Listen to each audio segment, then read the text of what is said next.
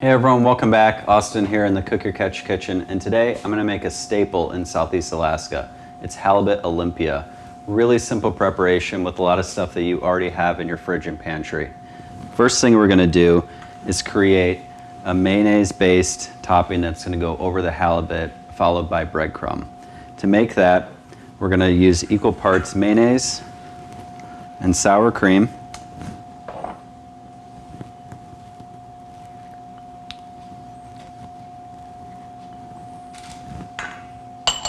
To that, we're going to add salt,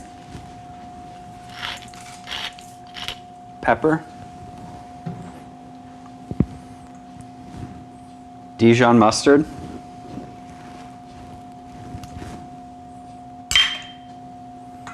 a little bit of dill, paprika,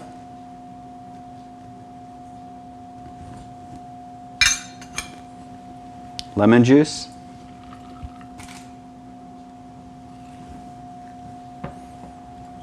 Worcestershire sauce, and a couple dashes of Tabasco. And lastly, I'm going to fold in a little bit of green onion.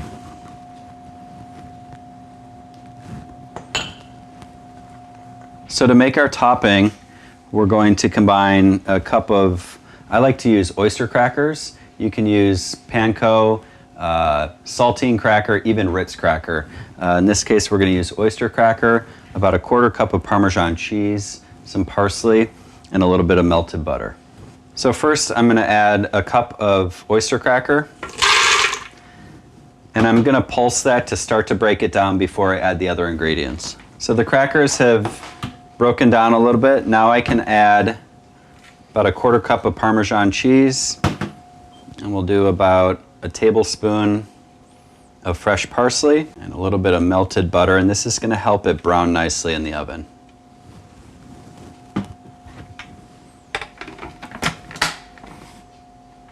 So next step, we're going to take our baking dish and basically coat it with butter.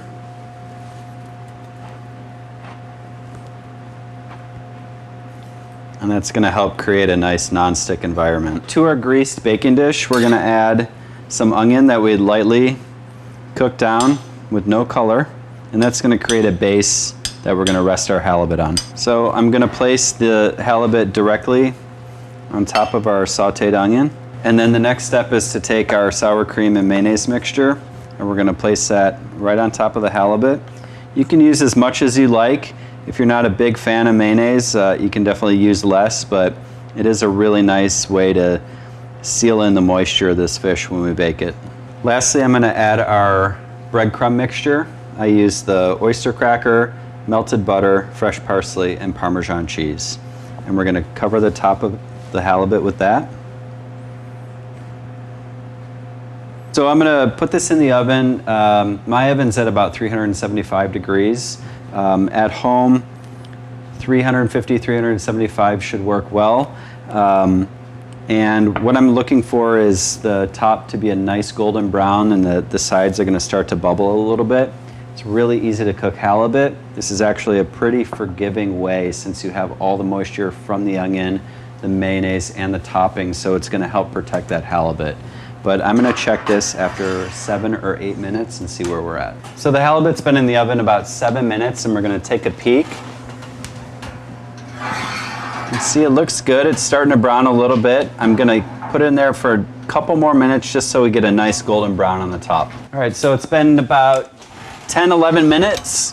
I'm going to take a look here. Looks beautiful, sizzling, golden brown. The way I like to serve this is put it directly in the same style of dish. That way it's not going to burn your table or the guest. If you like, you can garnish this with some fresh parsley.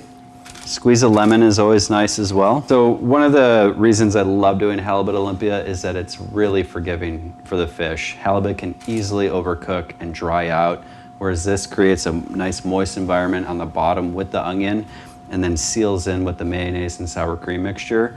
So it's almost baking and steaming at the same time. So you're always gonna get a really nice, delicate piece of fish. You can see the fish is cooked through. It's not translucent. Looks beautiful. Flaky white fish. Really simple way to complement the halibut. Something easy you can do at home. In a way that I love to showcase this in Cook or Catch for guests that are out of town to experience a Southeast Alaskan dish. For more classic Southeast Alaskan recipes, check out exclusivealaska.com.